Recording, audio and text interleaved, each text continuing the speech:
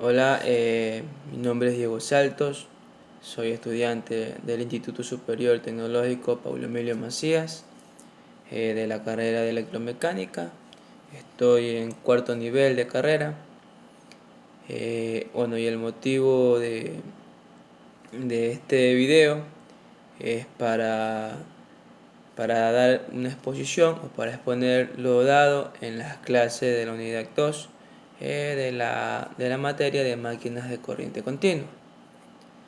En esta unidad eh, nos referimos a lo que son los motores de corriente directa y un devanada de un motor. En las clases que hemos recibido hablamos sobre este tipo de devanados y de motores de corriente directa.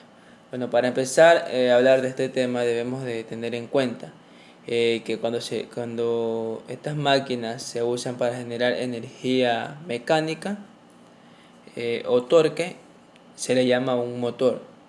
Pero cuando estas máquinas se utilizan para generar energía o tensión constante o una energía eléctrica, se los va a conocer como un generador. El generador se basa en la inducción magnética, que es el inductor que está en la parte del rotor, y esta se llama un inducido.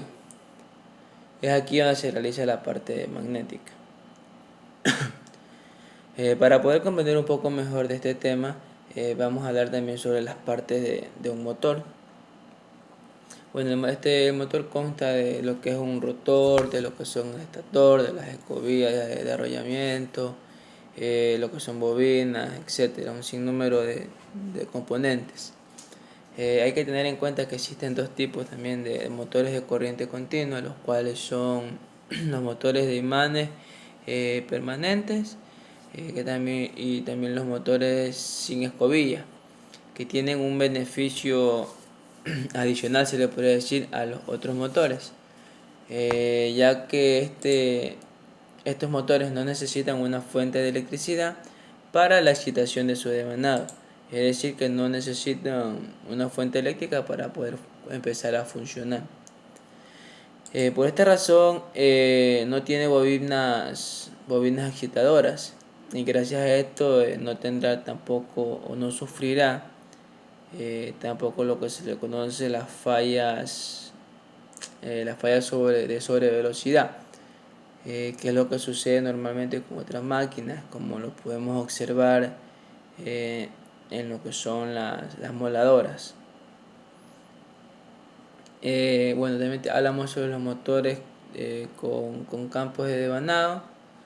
Aquí tenemos los motores con derivación paralelo, que son los que están conectados en paralelo, justamente como lo dice su palabra. Tenemos los motores los motores con devanado en serie, que es aquel que el devanado está conectado en serie, pero tienen una armadura, constan de una armadura. Tenemos también lo que es el motor compound, que viene a ser los que se conectan en serie y en paralelo. En esta clase también vimos sobre la estructura del estator. Tenemos lo que es el colector, la culata que se encuentra donde están los polos y las bobinas de hilos. Tenemos también lo que es el rotor de yugo, que es el hierro fundido, que es de hierro fundido o de acero, y tiene los polos hechos de acero de silicio. Tenemos también lo que son las bobinas de campo, que están arrolladas sobre los polos. Los interpolos que son muy importantes son láminas de acero de silicio envueltas en alambre de cobre un poco grueso, que nos ayudará a proteger este sistema. Tenemos las vergas de colector o conmutador. Durante la conmutación tenemos también lo que son las escobillas de bronce o de latón, que son de los materiales que se encuentran en estas escobillas.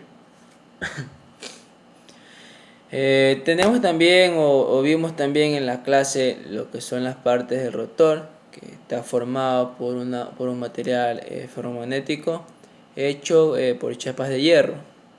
Estas están separadas por un barniz, eh, que lo que va a hacer la función es justamente de separar una de la otra. Tenemos también lo que es la corona, que es donde se encuentra el inducido de la máquina. Eh, el devanado, que es el que produce un campo de entrehierro, que es tanto constante en el tiempo pero fijo en el espacio. Esto quiere decir que el movimiento está constante en lo que es el tiempo, pero se mantiene fijo en un espacio. Es, es concéntrico porque está formado por un solo paquete de bobinas. Es constituido por un número de bobinas en el sentido de la corriente que está formando lo que es la inducción. La fórmula para este proceso, para poder sacar este proceso, es P es igual al ángulo de la bobina sobre 180 grados. Esta fórmula se va a mantener en lo que son los devanados. El número de los polos de las máquinas nos dirá qué tanto devanado tiene también. Bueno, también vamos a hablar sobre el devanado del inducido, y que existen dos tipos también de este devanado, el cual es el imbricado y el ondulado. Bueno, el devanado también debe de recorrer todo el rotor, y este devanado se consigue cuando se conectan entre sí. Esto se hace para poder aumentar la fuerza o para que las fuerzas se sumen y la máquina funcione. Esto se debe conectar a la salida de un elemento y la entrada del siguiente, ubicando los polos opuestos de este devanado. El imbricado, que tiene muchas ramas paralelas o como polos, es decir, que si una máquina tiene 4 polos, este va a tener 4 ramas que están en paralelo. Estas máquinas son de bajo voltaje, pero son de muy alto consumo eléctrico. Y es ahí donde se muestra lo que es el embobinado. Bueno, eso fue lo que vimos en nuestra primera clase. Y en la segunda clase, bueno, seguimos viendo lo que era el devanado de un motor, pero ahora nos enfocamos un poco más en lo que es el devanado del estator. Bueno, ahí nos dice que es un campo de entrehierro, que es constante en el tiempo, pero fijo en el espacio, justamente como lo hablábamos hace rato en lo que fue la primera clase. El devanado de rotor es el devanado que se lleva a las bobinas, que se conectan junto a los anillos deslizantes, conectados en el eje por medio de las escobillas. También vimos lo que fue una comparación entre un transformador y un motor, ya que decimos que el transformador tiene o consta de dos devanados, que es el primario y el secundario. Y el motor se lo conoce, también tiene dos devanados, pero este se lo conoce como el estator y el rotor. Entre los componentes tenemos lo que es el conmutador, las escobillas de grafito y de cobre, lo que son las baterías, que bueno, las baterías cumplirían la que es la función de alimentación.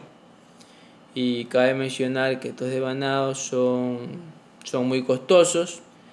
eh, Son muy costosos ya que su mantenimiento es muy alto, y el mantenimiento se tiene que hacer periódicamente, ya que el rozamiento de los anillos hace que se gasten muy rápido estas escobillas y justamente también los anillos. Entonces al rozamiento que hay en este devanado, bueno, pues va a hacer que se le tenga que hacer mucho más mantenimiento, y es muy costoso, a diferencia de los anteriores mencionados. Bueno, pues esta fue mi exposición de las dos clases que hemos visto en esta unidad. en la unidad número 2 de esta materia. Muchas gracias.